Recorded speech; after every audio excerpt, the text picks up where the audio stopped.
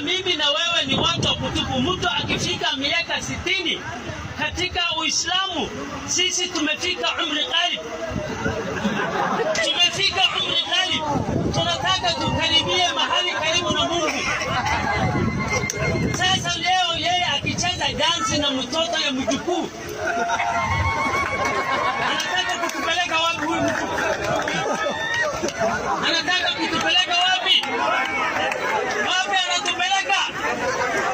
Iko wewe umefika miaka 60, hujaenda misikitini, hujaenda kufanya thawabu.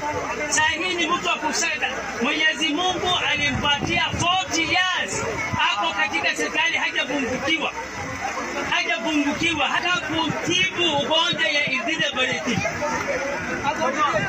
Ugonjwa ya irritability ni Hussein Dado, hata serikali haina jenzi, wamesema hakuna nafasi.